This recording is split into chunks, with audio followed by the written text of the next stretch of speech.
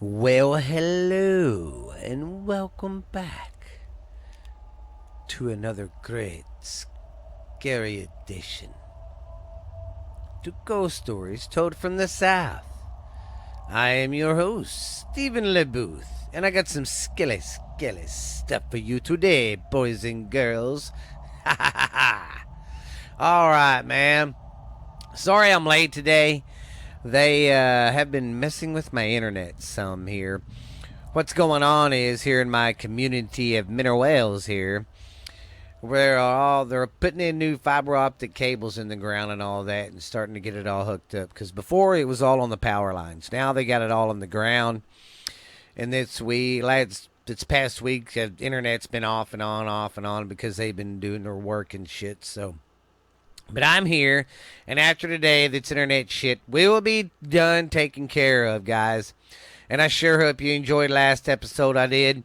I want to say thank you on the YouTube page, getting a lot of love and support there. And my numbers are just growing on Spotify everywhere, guys, and I appreciate it, and I love it very much. But since I didn't get to do a whole lot of researching like I normally get to, I'm going to go back in the vault today, and we're going to go over a special that me and Lexi covered when she was doing it with me. It's a special. We used to do specials, but I've kind of quit doing it since she quit doing the podcast with me. I need to bring it back, though. I enjoyed it. But anyways, we used to do these specials every now and then. And that special we covered was about the married couple that would go do the paranormal stuff and all that. Can't remember their name. I want to say Lorraine, but I'm not for sure. Can't remember his name, but yeah, we covered them in a documentary we watched, and we talk about it and go over stuff. So, pretty good episode. Check it out, guys. Sorry for the inconvenience. Next week, I will have fresh stories, fresh stuff, and a fresh start. I'll be doing it on Friday night, and it will come out on Saturday like it's supposed to. But thank you guys for understanding. I appreciate it so much, guys. But without further ado, get tucked in. Get you a nice warm blankie. Get you a nice warm blankie. Some hot coffee or some hot tea or cocoa. Whatever you like to drink. Get strapped in and get ready to go over some paranormal stuff. Ha ha. Alright. Alright, guys. Hope you enjoy it. I'll see you at the end of the show, ma'am. And welcome back, everybody. This is Ghost Stories 2 from the South. I am your co-host, Lexi. And I am your host, Stephen LeBooth. We got some scary stuff for you today on our special. Lexi's been digging and diving deep for a good special. Yes, I have. And we both kind of have, but the only thing I participated in was watching a documentary. Well, I mean, you're the one that told me about it, so. Yeah, because I thought, with us telling ghost stories and stuff. I thought that we should maybe do one over what's their names? I always forget. Ed and Lorraine Warren. Yes, because I didn't know till I seen this documentary, and that's what kind of inspired me to do the documentary on them. Was I didn't know that they were like the first people to be like, "Hey, we can talk to this, these yeah, they spirits. Were like the and first people to really get like what they do out there and like about ghosts and stuff. Like they introduced it, so it's pretty cool. Yeah. I was like, yeah, we got to do something on these guys. So we did, and this is what our special is going to be about. So yeah. So stay tuned till the end to hear further news about the podcast. Sorry, I can't stand being behind my chair. And make sure to check out our video. We are actually recording live right now. Yes. So make sure to check that out. A day before Halloween, guys. We was trying to stay up till midnight, but I'm an old man. I'm tired. It's okay. But I did have a cup of coffee, so. But see, I can stay up late podcasting all the time. Yeah. Just not doing anything else. We've done that before. Well, we did that one time, 3 or 4 podcasts that day? Oh, that was so exhausting. But I think we should go ahead and get started. What do you think? Let's do it, ma'am. All right. Okay, well, I am going to start this by saying that This thing goes a little bit back and forth. It talks about between like the locations of the accidents, all like or incidents. Also, it talks about them a lot and they're kind of growing up in their childhood. So like, it's gonna go back and And what forth. I thought was cool about the documentary, didn't mean to cut you off, but You're how it good. kind of entangled their marriage and it was kind of like their romance Yeah, in their marriage all rolled in with the romance of being a paranormal person. yeah, They loved doing it. They loved helping people because, like he said, he wanted to let people know, hey, the devil's real. He is out there. I'm not saying, start going to church every day. He's like, but there is the devil. There is bad spirits out there. yeah. And it was just a cool documentary how they put that all together. Because, man, they were such a cool couple, too, I man. know, and I didn't know the stuff I knew about them, like when they died, which we'll Yes. get to that. Oh, That's the yeah. very, very end. But That's sad. But that it was was, so sad. Like I kind of cried at the end. I was like, oh, yeah. because like I knew about them and I know who they are, but I didn't know this much. Yes. Because I've watched all the Conjuring movies, the Annabelle movies, what their stuff is based off of. So I was just kind of like, okay, well. But then I listened to the documentary and I It watched it and I was, was like, my heart. yes, it was so So cool. And it was a documentary, and it's called, it's called The True Story of Ed and Lorraine Warren, and it's I guess the TV people who like the show is called Devil's Road. yeah. That specific episode is just called The True I think it was Story. on the Travel Channel. Yeah, So, probably. That's yeah. where all these are from anyway. Well, So. because I mean, that's pretty much all I watch. I don't really watch stuff that. I'm not a real big guy on series. I watch more of that's paranormal stuff Yeah, and same. like paranormal caught on tape and that's My Haunted House is pretty yes, good too. My Haunted House is another good one. Me and her used to watch together. Remember, we used to have a schedule when she was in school.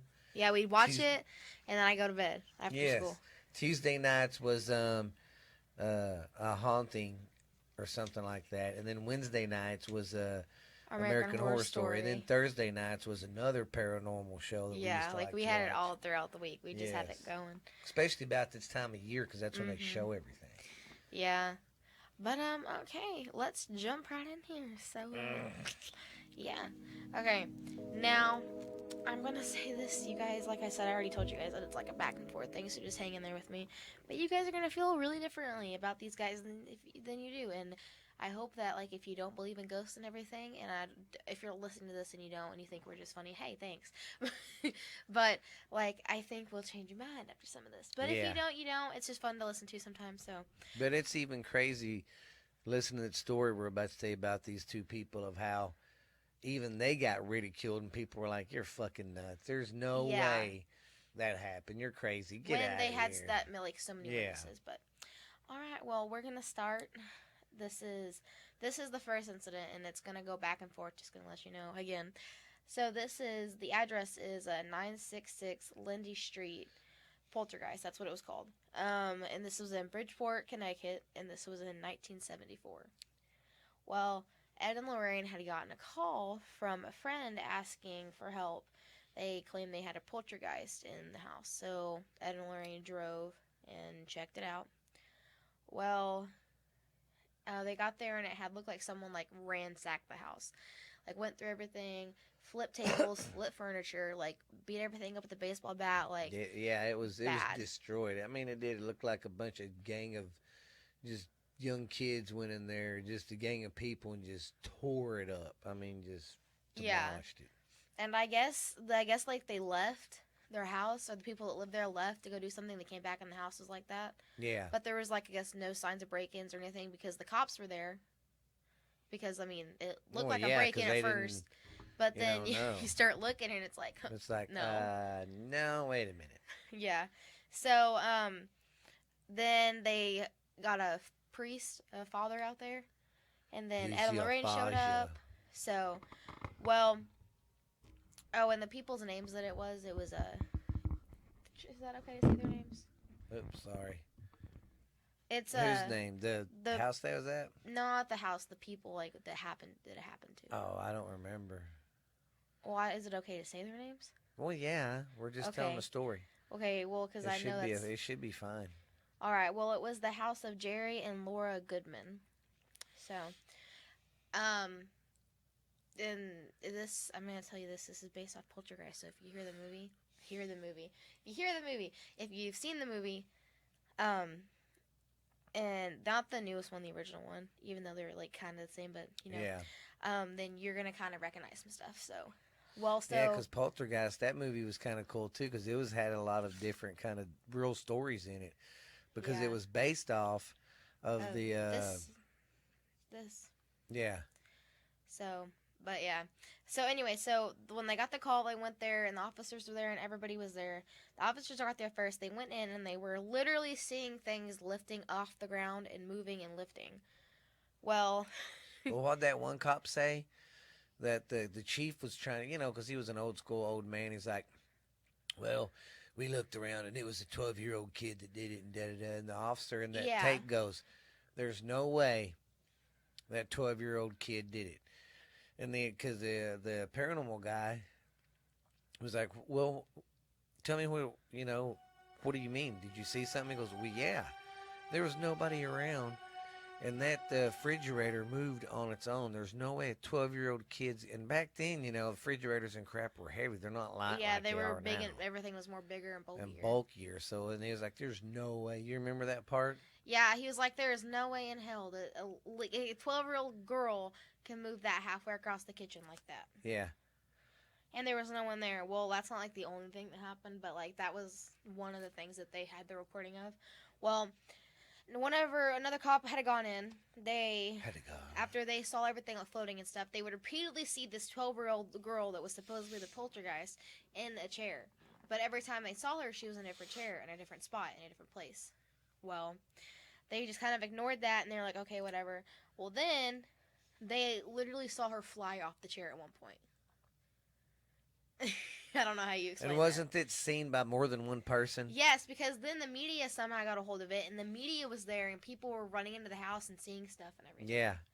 So it was crazy outside. If you see the documentary on it, there's like it's just like that scene in Ghostbusters, where everybody's outside that hotel, and the Ghostbusters are fighting to the crowd trying to get to the hotel. That's how it was. There's reporters everywhere, cops. I mean, it was everybody. It was packed. Yeah. Well, so whenever the officers were in there, also like a bunch of pictures were flying off the wall. So like crap was happening. Like they weren't making it up, and especially what that cop said about the refrigerator. You know? Well, then a set of dishes also had lifted up and flew, but they weren't glass; they were plastic. So they broke, like not just broke, like shattered like glass, but they were plastic. Yeah. Well, then they were talking to Ed and Lorraine. Like I said, this is gonna go back and forth. I'm sorry, but at one point, the owners of the house were talking to Ed and Lorraine, and they had told them that one day the husband had got attacked. He was bringing in groceries and setting them on the kitchen table, and he had gone back out to get more and came back in, and the table was lifted up floating. And it had turned, and it like flew across the room. So, but as that was happening, his wife in the other room, had cabinets opening and closing all over, like the room, like just repeatedly. Open and close. Yeah. Well, and then also in the kitchen, where everything was happening with the husband, knives came out of the holders and stuck to the ceiling. That's crazy as Pukaki. Yeah. So that happened. That, and then I guess that's also what they needed help with because of that. And then after you see like knives fly and the kitchen table lift off the ground. I don't know. That'd make me want to stay. Yeah. Well, going back to the actual date of the incident, like I said, cops had showed up for backup and firemen came. There wasn't on fire, but don't know if firemen can help. Well, they was all flipping out. They didn't know what to do. Yeah. They didn't know who to call. Do we need to call the paramedics, call the fire department? Because everybody kept trying to come over there and make their assumption of what's going on. Well, it's going on because this is happening or this is happening. But when they got in there, no one ever seen this kind of crap that was going on. So they were like, I don't know how to explain that. Yeah. So, like I said, a bunch of people eventually came. A city engineer had came in the house. I forgot what it was called. Came in the house, and the icebox moved towards him also. So it wasn't just one person. It wasn't just the cop. It was this city engineer. The refrigerator moved towards him too. So, like, basically, everyone, like, there's witnesses. Well, Um, this movie came out a little bit, and it was based off everything that happened. So that's why I said that. But the footage and everything was recorded and showed around the country, and how people were like, "Oh, that's fake. You guys like a 12, like if the 12-year-old faked it." The other half were Yeah. like, no, that's some demon crap going on." Yeah. So, well, and this is kind of the part where I'm a little confused on, but I guess Judy, their daughter, introduced this case to them. Like I guess she saw it, and then that's whenever she gave the owners her parents' numbers, and that's whenever they got a call. Oh, I huh. guess because she is the reason that like they found it. Well, I mean, I guess they would have maybe if it was on TV, but like Yeah. so that where I got a little confused on that. So I could be wrong about that, but you know, But it was kind of weird too because the cops tried to cover it up. Remember yeah, that they got this? They got the actual videotape, actual audio of the guy talking to the yeah, other cops, and the cops were like, "Man, there's no way in heck that you're gonna tell me that's that." He goes, "I seen that picture fly off the wall." or I seen You the know? icebox Yeah. move, or I seen this girl fly, like. So they pretty much Yeah. dismissed it as And like I like the said, 12-year-old covered the it up chief of or did police, it. whoever ran the unit, was like on TV going, "Oh, it was there's no such thing as ghosts. There was no ghost in that house." And I mean, he was just Yeah. like, it's that 12-year-old girl. And But everybody else is like, there's something fishy going on in that house. yeah, So, I mean, but excuse me, that was so gross. So, I mean, but like if I was the sheriff in my town, I don't know if I'd want my people knowing that they weren't safe because of a ghost. yeah. So, I mean, maybe it was like a boss thing where you had to be like, y'all are crazy. So, I don't know. But moving on, this is another house. Oh no, it's not. My bad. This is the same house. Um, Uh-huh. the 966, the Poltergeist one. This is it. I'm gonna start calling it Lindsay House because that's kind of what it is. It's the last name of the people who live there. But anyway, they had a blessing there. I forgot what that was called too. Like a blessing on the house, and the father had actually seen shadows in the basement and stuff. Um, Lorraine set up a seance, and she was doing a seance, and a blister started forming on her hand. So Ed sent her home because he was scared for her safety, and then he had stayed, to see what else would happen. And then he was reading a blessing out loud to this kid, the poltergeist girl, and a cloud came out of this girl's body, formed around like him, had words on it. The energy of it felt like it was gonna explode, and it just disappeared. And yeah, so that happened. Do you remember that whenever it was showing the images or whatever? Yes. That was creepy. Well, they did an exorcism because they were like, that's some That's some negative spooky energy. stuff. We don't So, need that around yeah. here. Well, they did the exorcism and stuff.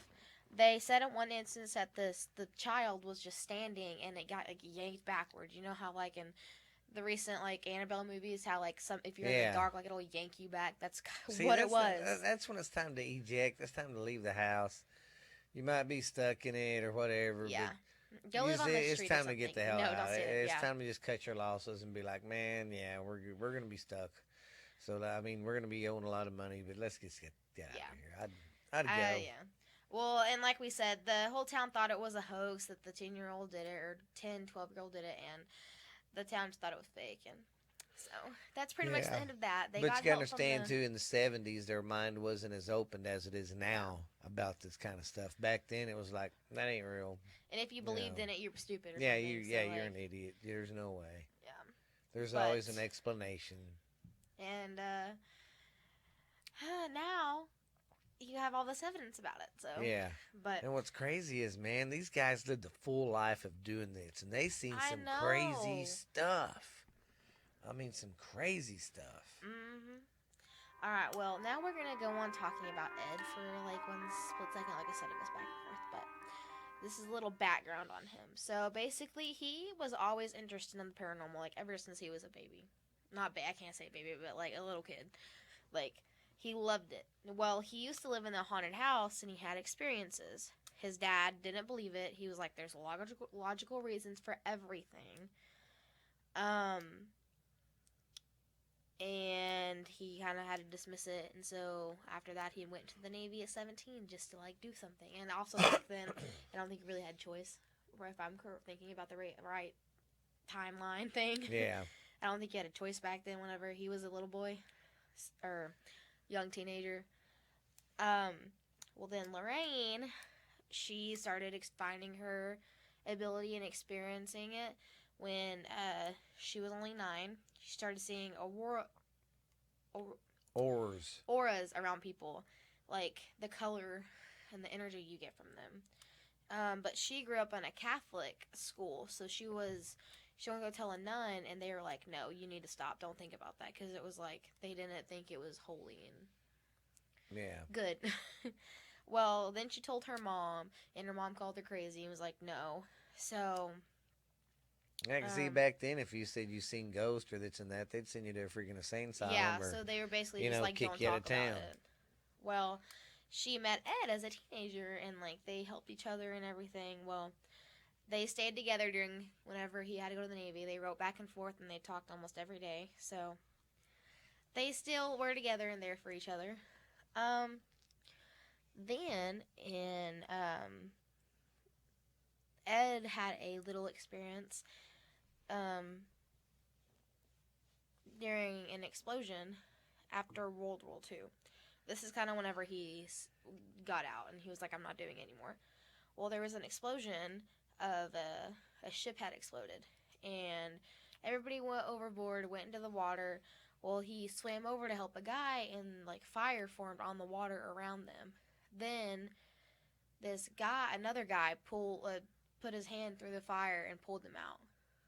But every time he asked somebody about it, they're like, there was no fire. I don't know what you're talking about. And Ed thought it was like God trying to save him or something. Yeah. So he went home and he married Lorraine on May 2nd of... yeah, because they got married like right there on the spot. Yeah, right after that. Because he was leaving back out again, wasn't he? Yeah, I think so, actually. I think that's why he wanted to rush it, because he had that near-death experience. Yeah, because he had that near-death experience. And he's like, you know what, I love you, baby. Let's just get married. Yeah, so that's what it was. I don't know why I said maybe. I think he quit after this. He does quit or leave the Navy, but not... eventually. Yeah. But, so then, Lorraine got pregnant while Ed was overseas, and that's when Julie was born. Oh, Julie. Judy. So also he used to do like these paintings on the side. Well, ain't that that's kind of what he did. What afterwards. got him in to like the people's houses and stuff? So what he would do is kind of after the Navy, he was like, okay, I'm really into painting. I'm going to become an artist. Well, him and Lorraine, like I said, have always loved haunted stuff, and they've always been into it. So he would go to these places, paint the buildings, and they'd get in there and talk to these people about the hauntings and everything, and get to talk to the owners and about their experiences and stuff. So that that's kind of how that started, and they just kept on getting bigger, and eventually they get calls like to come investigate. Ed's first case or experience that he had to go through, or not really that he had to, but like on this new adventure that him and Lorraine had, this is their very first case. A man, they had got a call about this guy. He literally was acting like a pig. Like, he smelled like a pig, made the noises, ate and drank like a pig. Like, he was imitating a pig. So they had to go take care of that.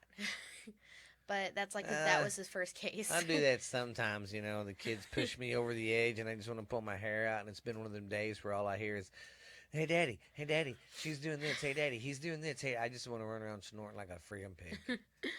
Could you imagine though really seeing that? I don't know what I'd do. Be like, what the heck is this guy's problem? Yeah, I don't know what I'd do. Yeah, that's strange. Yeah. They became known as the Seekers of the Paranormal not too long afterwards. And they kind of really stayed up in the northeastern part of America for the longest time. That's really where they got their... they didn't really, they didn't go really a lot of places until like I think the right before they 70s is die. when they got big, when TV started getting big, you know? Yeah. So, now this is the Conjuring house, the very, very, very first Conjuring that had Roger and Caroline and stuff in it. That's what this one's based off of. So, or that's what the movie is based off of. Is this situation? So this is the Conjuring house in Harrisville, Rhode Island, in 1971. So Roger, Caroline, and his 5 daughters had moved into this new house, and they were, unpacking the ship, the truck. They was unpacking a ship. They was unpacking the truck and getting everything inside, and unpacking. Well, the daughters were bringing in boxes, and they started seeing this strange man just like all over the house, but they didn't say anything. They ignored it. Well then, Sorry, I couldn't ignore that. I couldn't either. I'd be like, hell no. I'd be like, yo, man, I've been seeing this guy all over the house. Every time I bring a box in, he's in a different room, different place. I couldn't. Can he leave? Yeah. Or I'll leave. Yeah, one or the other. But then on another instance, Caroline, the mom, started seeing things too. She cut into an orange one day, and the juice became blood. So That's always right. Then she saw a little woman just around the house, and then things started to move. So after that, she was like, there's a ghost in here, I need help. So she, found Ed and Lorraine. Ed and Lorraine had found a bunch of hot spots in the house, which is, I guess, ghost code for that's where shit's happening. Basically. This shit's happening now. I really don't know how else to say it. They had detected this female spirit that had lived there, died there, and it was a sinister spirit. Well, they wanted to do a seance, but Roger, the husband, was skeptical and was like, this is stupid, we don't have a ghost in here. But they did it. 2 days later, Lorraine was trying to connect with it. Then an unseen force literally hit Caroline, lifted her up in this chair, threw her back, like she threw herself back, and she started speaking in tongues. Well, Ed and Lorraine thought it was a demon attack or possession, but then Roger kicked them out, or like punched Ed and then kicked him out because he was like, y'all hurt my wife, get out of my house. Which, if you've seen the movie, is so different. But I mean, I know why they wouldn't put that in the movie, though. Because that would be a really, really shitty ending to a movie. Yeah. But, like, that's actually what happened, and I didn't know that. And when I read about that, or when I watched it, I was like, well, so what happened?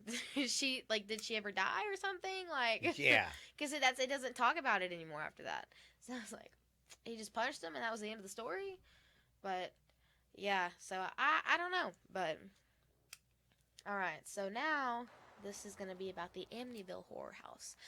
This is not all of their cases either. This is like the top ones. Yeah. So I remember when this movie came out. I was a kid. Well, I wasn't like I was a little kid when it first came out. I seen it like a couple years later. I was probably like 6 or 7. I mean, no, not that young. I was probably like 8 when I first seen it. And man, it scared the living crap out of me. Yeah. God, I hated that movie. Alright, so this is... also, I didn't know this place was in New York until I actually looked at the place one day. And this happened in 1976. So... and I've also done a conspiracy theory about this, and I've talked about this, I believe, here, but if not, I've talked about it on mine and Stephanie's podcast. This is actually conspiracy theory, and a lot of people don't believe that it's real, but I'll talk about that kind of after everything happened. But regardless, this is true, 100% true. In 1974, Ronald DeFeo Jr. shot and killed his family. There was a mom, a dad, a couple brothers, and a sister. Then, about 1 year later after the murders, George and Kathy Glutz moved in, and they had this 28-day nightmare thing, and you might be remembering. Yeah. So, they said windows would always open and close. They'd hear gunshots in the bedrooms. They'd hear voices, strange noises. They, I guess, would see shaking heads, like, Like in the movie, it showed Oh yeah, in the different second pictures. one, not really the first one, but in the second one, it'd show them just their head doing. Yeah, and then hear screams all the time. Well, this is apparently a case that Ed and Lorraine would never forget. Um, After the 28-day nightmare had happened, they got called in, and Ed and Lorraine got there, and they said all their stuff was still there. They looked like they had fled from the scene and never turned back. Like every single personal item was there. They looked like it had. They said it looked like they fled in terror, and so they went in. They were trying to figure out what happened. They went up the stairs to the second floor, and Lorraine was the leading person because she's the person that can like see shit and read it. So she was in front. The camera guy was behind her. Well, this force like made her chest like heavy, and then she started feeling ill, and she like fainted over. Like not fainted, but then it passed out. Wait, that's the same thing. Like she did, Yeah. So, she said it was the closest thing to hell she's ever felt. So, I mean, it didn't really describe how she felt, but like she said, she felt bad. I imagine, jeez. Well, then also while they were there, Ed was forced to the ground by a unseen force.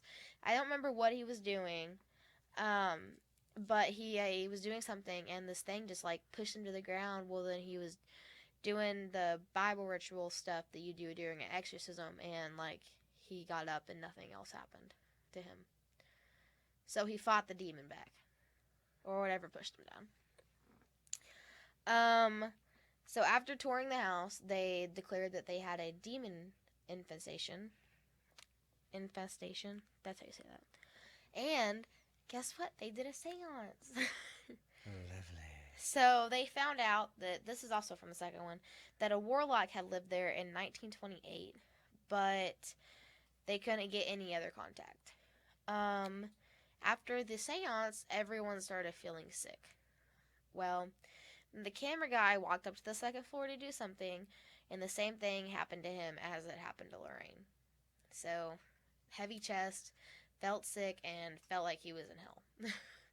Well, after that happened, they cleansed the house, and they did an exorcism, I guess, on the house. Or on the guy. I don't really remember what they did it on. I think they did it on the house, because the family had already, like, left. But, then the Coltses moved to California after all that happened. California, did you hear how I said that? California. California, after everything happened, and they let the bank foreclose the house. Well, Ed and Lorraine kept in touch. I can't say keep still. They kept in touch with them, like, until they died. All the time they would check up on them. But going on the conspiracy thing on this, some other paranormal investigators, I guess, have looked at it and been like, because they had the book, they had 2 movies, I think they have 3 now, but like some paranormal investigators are like, that makes no sense, or whatever. So like, it's one of those things where a lot of people believe it, but some people don't. So, but after this one, this is when they really started getting. Well, when they was taking pictures through the house, didn't they catch a picture of that boy? Remember, peeking his head out? Yeah. Yeah, that was a creepy freaking picture. Oh yeah, because they had to take pictures, Yes. just to capture stuff, and they captured one of the dead little brothers poking his head out around the corner. So. See how much time we got. Oh. Sorry, guys. 31 minutes. We probably got another 30 minutes to go too, don't we? Yeah, about. All right. Well, I'm gonna go make another little coffee. I mean, you're the one really doing everything. This is a special. I'll be right back. I want to take 5 minutes. All right. You'll be okay. What are you scared? She's scared, everybody. We're talking about. Lexi's scared. Every time we've done something. Oh, the last God, few yes. times we've done podcasts, That's stuff's no lie. happening. And it's only when we do specials and stuff. I don't understand, but. Yes. Well, heck, I mean, we have the worst luck trying to do that stuff. All right. It's crazy. So, Dad's going to make coffee. I'll be right back. Don't let her get too scared. Every now and then, while y'all are watching this on YouTube, send her an email or something, or say something in the comments. Hey, Lexi, it's okay. We're still listening. Oh, God. Stop. Okay, so Ed and Lorraine, they said that they had done this for fun, and they did it for free. They didn't want to charge. I almost said pay people. They didn't want to charge anybody to be cleansed or whatever. So they just did it to help people and warn people. Well, going back to the Amityville thing, in 1977, a year after the incident happened where they went to the house and everything, the Amityville horror book and movie, the first version, came out. But Ed and Lorraine was not mentioned in the book, which is another thing about the conspiracy theory. They weren't mentioned in the book. They didn't give more credit. I mean, they didn't get credit. But surprisingly, I don't know how, but I guess because people already knew, they got more publicity off of the book and movie, even though they were not in it or mentioned in it. So, yeah, that kind of helped do their career. Um, well, in again 1977, over 1 million Ouija boards were sold in America in high demand. Because that's the year the Amityville thing came out, and that's when Ed and Lorraine were getting popular. So everyone was like, "Let's go contact some spirits." So, then Ed and Lorraine started doing lecture tours at colleges, and if you've seen any of the movies that have them in it, then you kind of know that this is where they kind of start out, and this is where people go to get help from them. So, yeah. They have also played audio clips and videos and photos at these college lectures to show people. Lorraine has actually undergone a scientific test about her powers and her abilities, and there's not really a scientific answer. So, what you gonna do? Okay. Okay, so this is one that went to court. I can't talk, I'm sorry. Okay, this is happened in the 1980s. This is the case of Anne Johnson Brookfield, and this happened in Connecticut. She is a 19-year-old. She was a 19-year-old. She had stabbed her landlord to death in rage. She claimed that she was possessed, and she took five. It took 5 men to hold her down. Her fiance, or I mean his fiance. I don't know why I said her. His fiance took on and helped the trial because she thought he was innocent, so she helped the trial. And then after a couple months, he was found guilty. The judge said that being possessed was not a good enough excuse to kill somebody. So, a thing about him is that apparently the judge was worried about his image. So, I mean, So did I miss anything? Any googly booglies go on? that we just had a little shorty. Oh, But yeah. you'll have to go back and listen if you want to know what it was. Alright, this is moving on to another one. That one was a shorty. That's just a little thing that happened. It didn't really talk about what their role was in it, but they talked like they were there. So, Anyway, this is the succubus exorcism in West Pittsburgh in 1986. Succubus. Now, what is that one again? This is the one where The succubus creature thing. Yeah, I've heard it before, but I don't remember. It's where they look really, really pretty from far away, but up close they're ugly and ugly and ugly, and they kill you. Ah. Yeah. Kind of like ex-wives. When you first kind of met them from a distance, they look good. And at first they look good, but the more you started hanging around them, you realized how mean they were. And how ugly they really were. All right. Okay. Yeah. That goes for males and females, not just my ex. Everybody's ex. All right. So everybody used to have an incubus. A succubus. Oh, succubus. Sorry. Okay. So the story involves a married couple and 4 children. Apparently they called themselves the Plagued because of the history that they have. Well, this family had gone to the local priest to get the home blessed, and the priest told them, "No one here can help you." And that's when they went to the Warrens. So like the church turned them down, and the church is supposed to be there to help people. Yeah. They were like, "Bye, your house is too much." Sorry. Yeah, that's too much freaky stuff for us. Yeah, so they said one night the bed shifted at night with the couple on the bed, and then shadows were around it, and then something yanked the wife out of the bed. Lovely. Yeah. Then the couple rose up to the ceiling, like while laying down. One time, the succubus creature appeared to the husband one day. Looked really beautiful from far away, but as it got closer, the uglier it got. It had no teeth, and it attacked him, and it had this skeletal face, and just ugly and dead, basically. So it attacked him. Then after that, they were like, "We need to get rid of this thing before it tries to." Now, I'm not kill trying my to wife. be dirty, but is it the succubus kind of like there's because I remember as a kid watching one with my mama about this house, and the ghost raped the dad or something. It literally raped him. I don't know if they do that.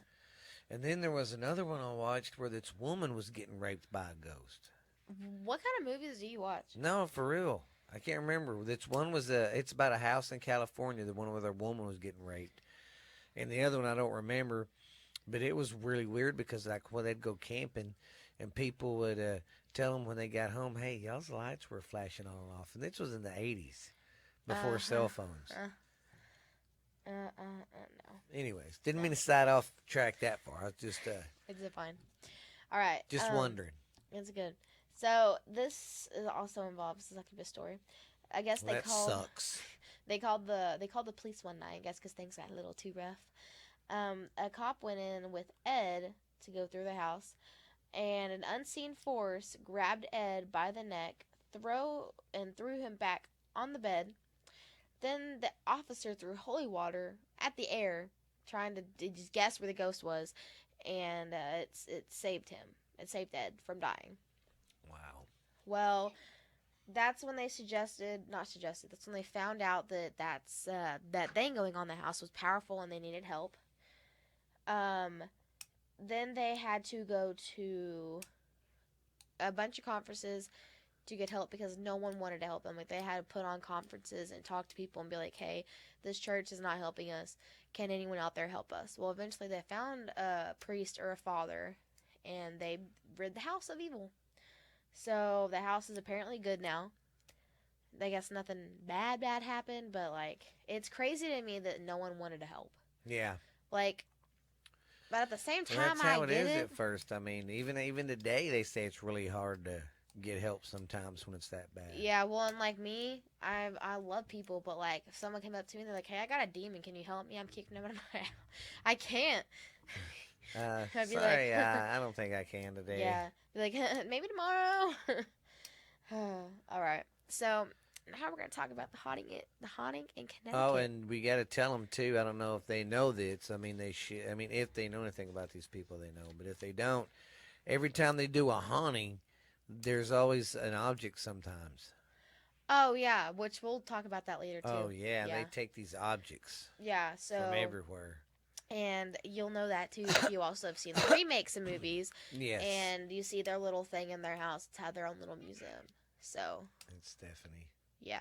For a minute, I was like, wait a minute, I heard something out there. It is Stephanie. I heard the caca. All right, so this is the haunting in Connecticut.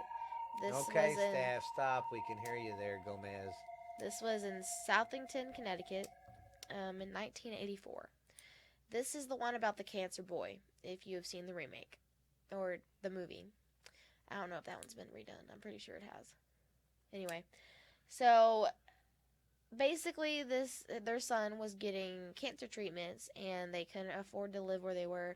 They needed because the drive was what, like 4 hours away. He had to go like every week. Yeah. And they couldn't do it, and they needed a more affordable place closer to the hospital too if something happened, because they didn't live close to the hospital. So she just found the place and she just bought it like that, and it was really cheap. But get this, the son wanted to sleep in the basement, so the basement was an area that we'll talk about in a minute. But the funeral, I mean, it was a funeral home. Like, the whole building was a funeral home. And they didn't know about this until, like, a little bit later. So, yeah. One day the mom was mopping the floor in the basement, and the water turned blood red. And didn't the helper that was helping her clean, because she hired a cleaning lady to help her, didn't she leave and never come back after that? I think so, yeah. Yeah, she said it was a little Mexican lady helping her clean. And she said she's seen that, and she just went off saying something in Spanish, going. Yeah, and then just never came back. Um, the son that was having the cancer treatments, he started seeing this guy, and if you remember in the movie, he was seeing this guy too. Yeah. But he ended up saving him, so it's okay. But he started seeing this guy. This man, he was like tall. He had black squinty eyes and long black hair, and he had a weird face, according to him. He would stand across from him and tell him to do bad things or say bad stuff. The family thought that the cancer treatments were affecting him and like doing stuff to him. Then the niece saw something, which was like, if you remember in the movie, she was just, I guess, living with him or something. But yeah. Anyway, she was there to help out or something. Yeah, something like that.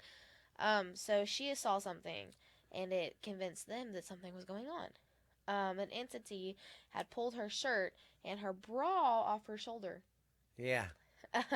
Creepy. Yeah. The niece ran to the aunt's room and was like, "Hey, stuff's going on in your house." Yeah, it's trying to take my brassiere off. So, yeah.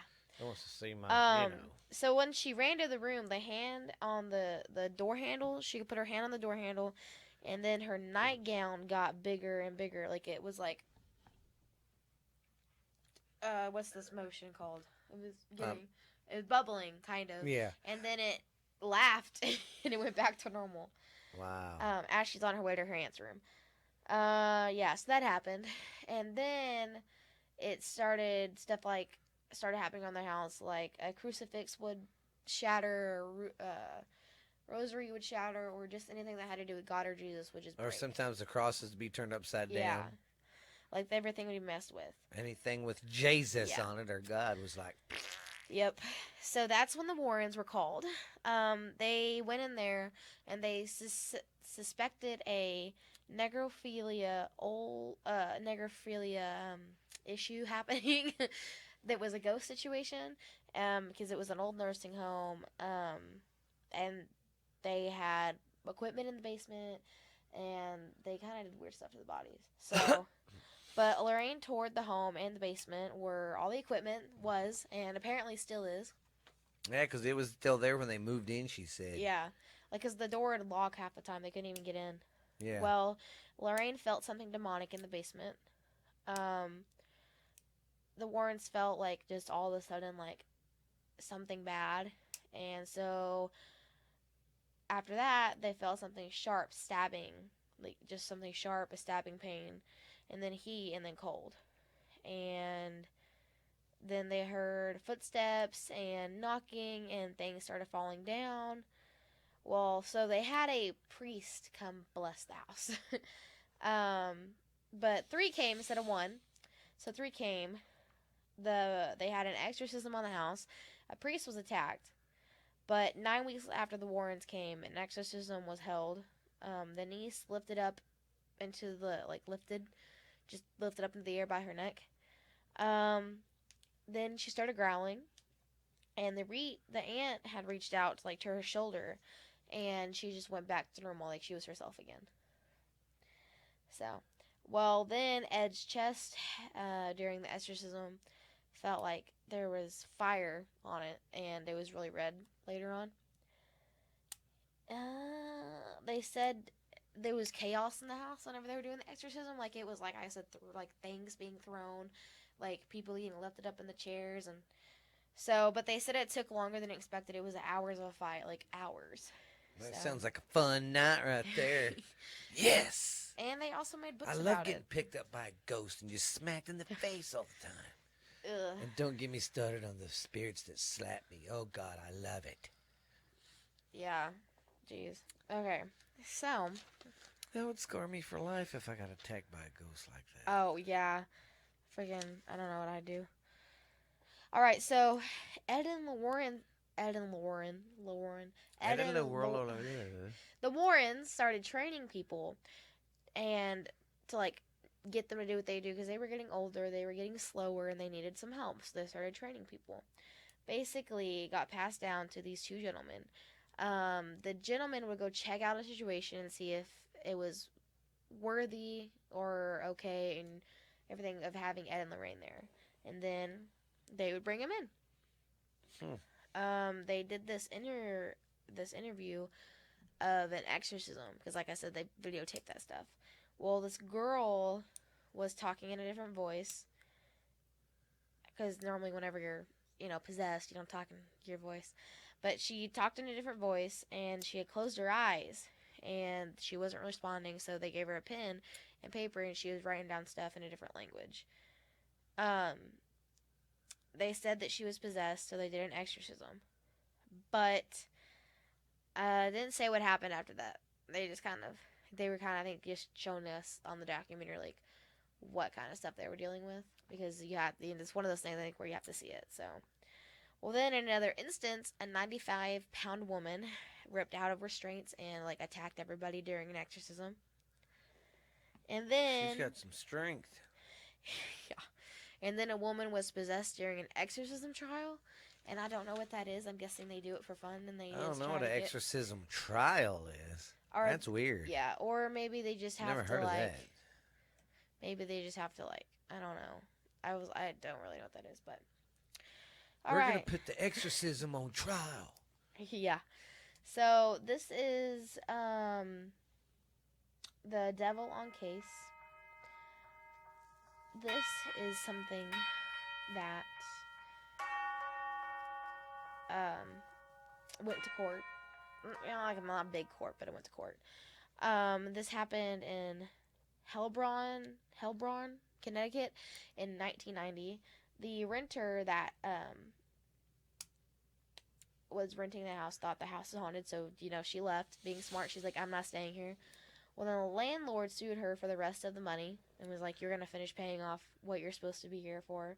And then the people who were renting the place called Ed and Lorraine. It didn't say anything about that, but it didn't really say anything else about it. Oh, About that part, about that one. But they did say that they got books and stuff written on them pretty much kind of after that, and they got their own TV show, and I did not know that. They had their own TV show, which is pretty cool. Okay, so the museum thing that we were talking about earlier, they normally from each case they get like the possessed item or the item that they need to get taken out of the house, Yeah. and they keep it. Well, it used to be in their house, and they used to have a priest come bless it once a week. Now, since they're both dead, they have an museum, and a priest does still come bless it once a week.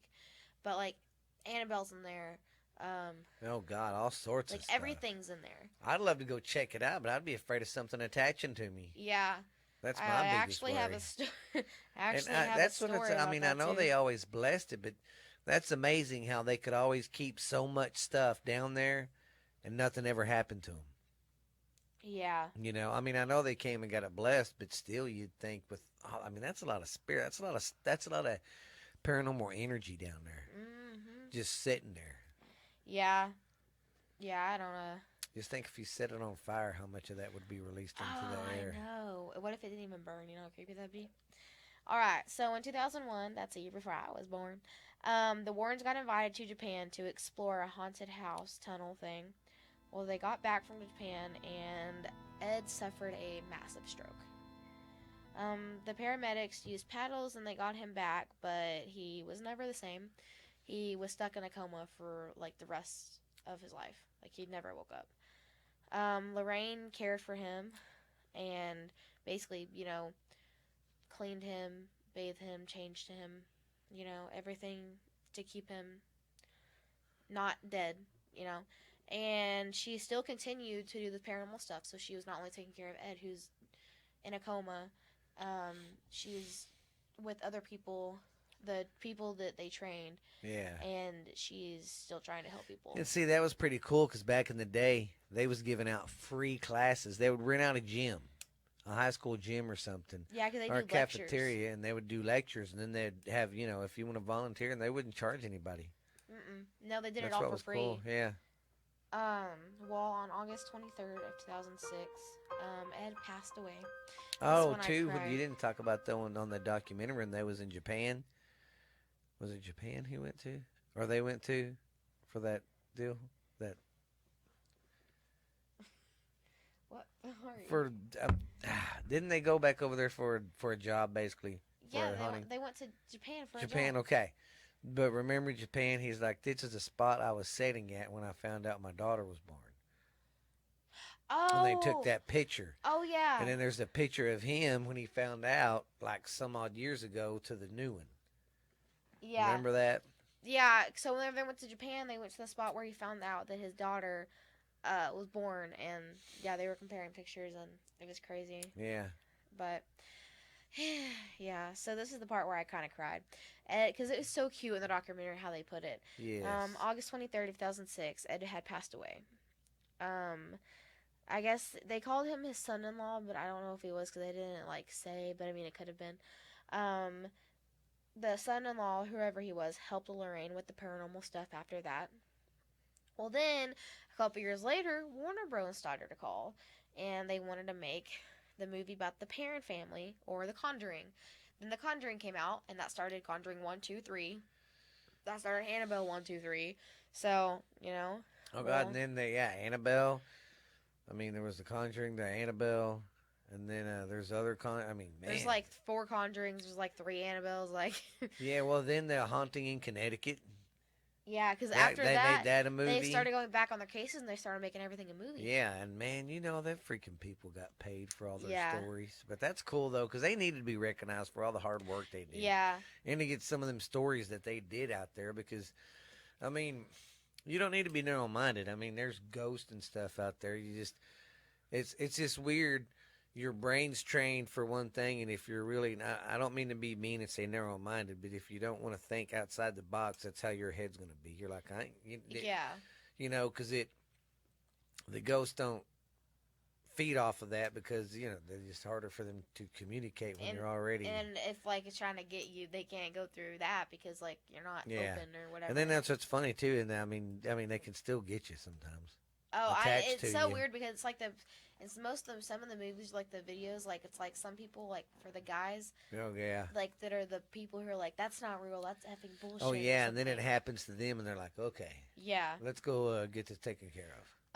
Some of the people that Ed and Lorraine worked with, they were telling everybody that they left a dent in history. They started everything. Oh, and, they like, did. They did, and they left a huge dent in history, and like they're awesome. Basically, They are. Like they're like they started basically. That's why I thought our ghost stuff. first, like, especially being Halloween Yeah. and stuff, I thought with us being the ghost story podcast, we should honor them and do something. Because, I mean, if it wasn't for them, there wouldn't be ghost stories. There Yeah. wouldn't be, I mean, there'd still be ghost stories, don't Wouldn't get be me as wrong, good, but there though. wouldn't be, people looking for ghosts and all this. Well, and it's so cute because they did everything together, and they were like Together, the I mean, perfect couple, and they were yes. together all those years, and just. I mean, think about it.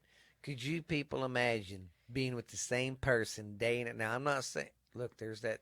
Oh, it's gone. No, we're not that doing was a little this. dust bunny thing again or something. But there was a string that went floating, and it went It right better behind. be a string. It went floating like this. It looked like, but then it darted right behind your head. I swear, this better not. That better Yeah. be a string and not a freaking orb. I'm gonna cry. I'm not doing this.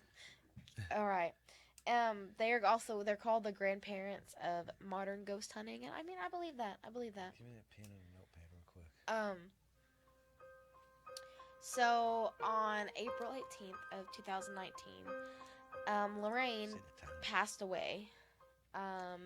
She was 92, and orbs were seen at her coffin at the Okay. funeral.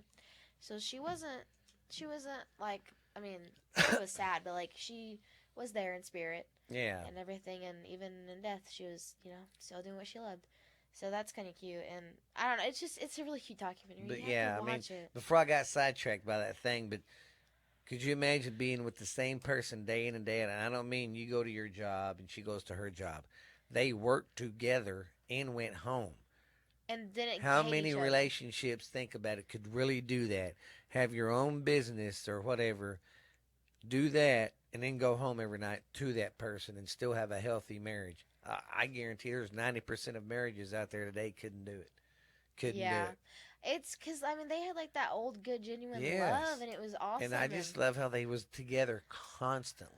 and never gave up Yeah. or anything. And they never gave up on what they was trying to do. He never, even though, you And they know, never asked for money, and I'm pretty sure people yes. tried to pay them. They never Yeah. wanted money. They just wanted to help people. That's like, that's Mm-hmm. awesome. Because that was his goal. He wanted, to be, like I said, people to know that, hey, there is a devil out there.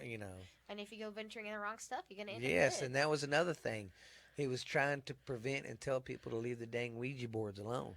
Which it's so weird because like after the poltergeist came out, everyone started buying them, and he was Mm-hmm. like, "No, what are you doing?"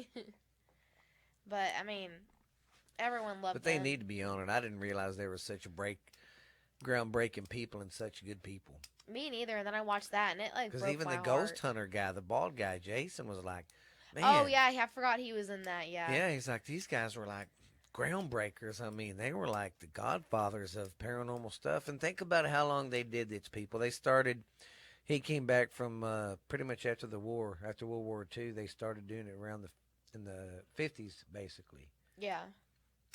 Because he was doing other stuff working. But then that's when he started, they'd see a house and paint it, and he'd be like, hey, I painted this. Can we come in and talk? And then they'd start talking to them about their experiences. And they just kept doing it so you figure about they started doing it in the 50s.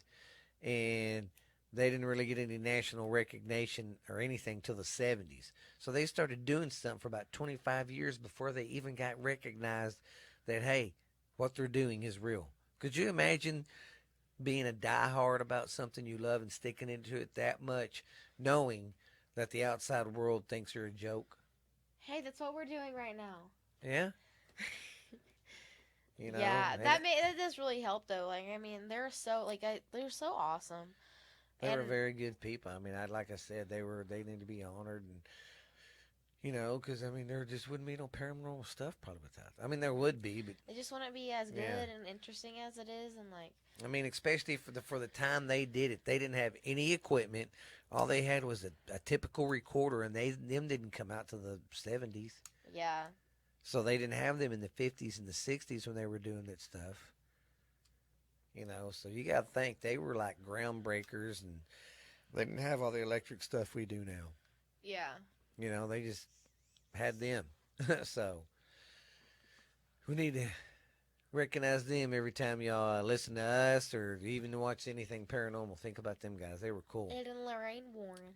And think about it too. They sacrificed their house, their bodies, everything, because they Every stuck all time. that stuff. They would take it and put it in their house so nobody else could get it and Have to have go their through the house same on thing. it. I mean, come And on. they They had a risked family so of their own. much. Yes. And they even had their daughter there. Yeah. You know. So, but I think it's time we wrap it up. Yes, it's been fun. It's been real, chapatos. Well, I am so sad that this is the last day of October. Well, Yes, whenever you guys hear this, it will be. But for yeah. us, we have Halloween, and that's it. But Thanksgiving's coming up and Christmas, and even though it sucks, we were already planning for it. It sucks because like Yes. we want Halloween to last longer. But Well, we are God, excited. it ticked us off today.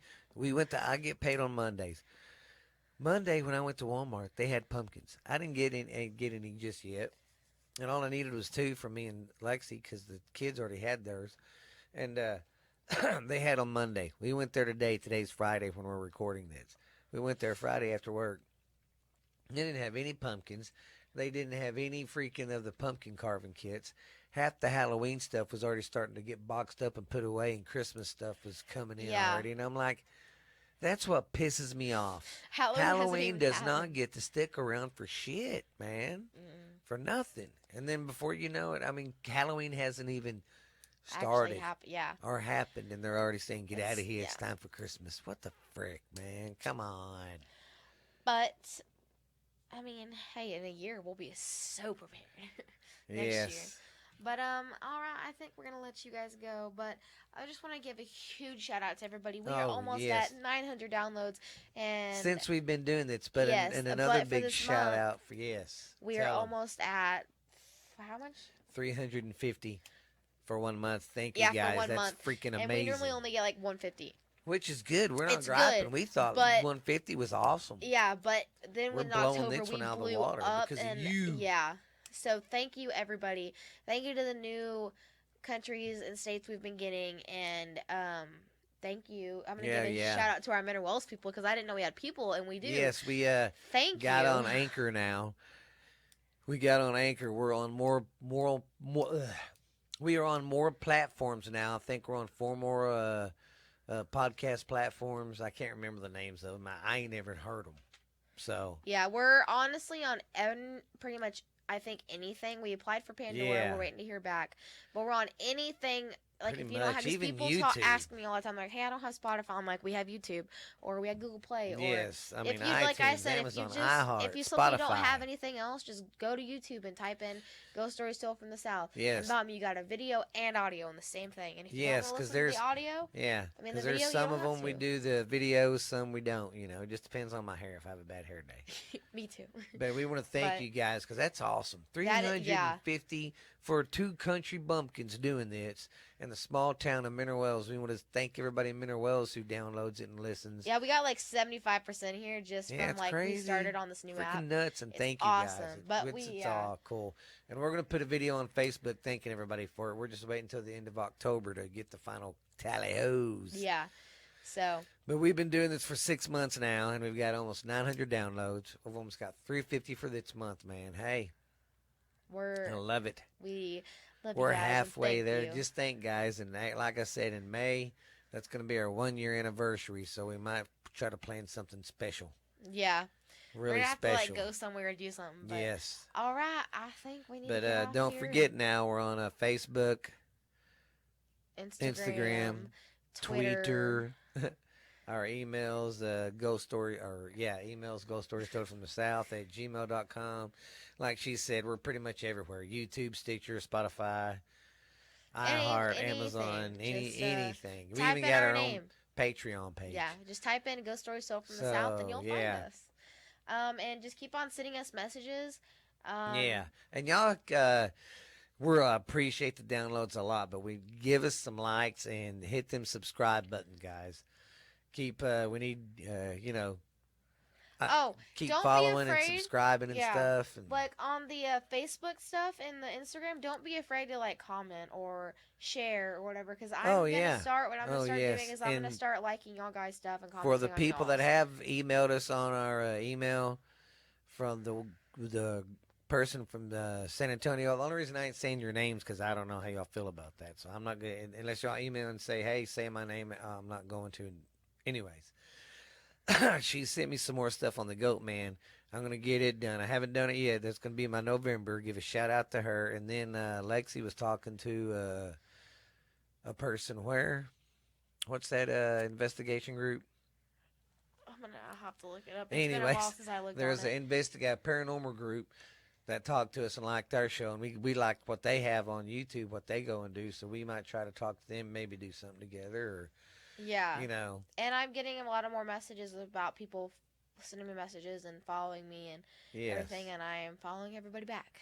So it's getting awesome, guys, and we thank you. But hit them subscribe buttons more and get them follows and likes up to par with our downloads. But yeah, thank you for the downloads. But it's amazing. 350. Yeah. It's just, I don't know if just because it's October and it's Halloween, or y'all just really like what we're producing. And hey, if you do, man, thanks a lot. Thank you. We appreciate it big time. All right. Well, love you guys. Everybody has a and if you've been listening to this, you've been listening to, Ghost Stories Told from the South. I am your host, Stephen LeBooth, and this is your co-host, Lexi LeBooth. And this has been a Booth Podcast Incorporated. Anyways, I was trying to do a plug there. Let's just go. See you later, guys. Bye. Bye. All right, guys. Hope you enjoyed that. like I said, sorry for the inconvenience today, and hope you guys have a great rest of the weekend. Be good, stay cool out there. It's one hot mother lover. But scary times coming around the corner. Time to be getting them fire pits ready, telling some good old ghost stories. And then Halloween will be here. God, my favorite time of the year. It'll be fun, fun, fun, guys. Fun. But we will holler at you next Saturday. Just want to say thank you guys for listening. Thank you guys for telling your friends about it. I hope you enjoy it. And thank you for the YouTube channel that's growing too. Just thank you guys. Just keep listening and keep it scary. Bye, guys. We'll see you later.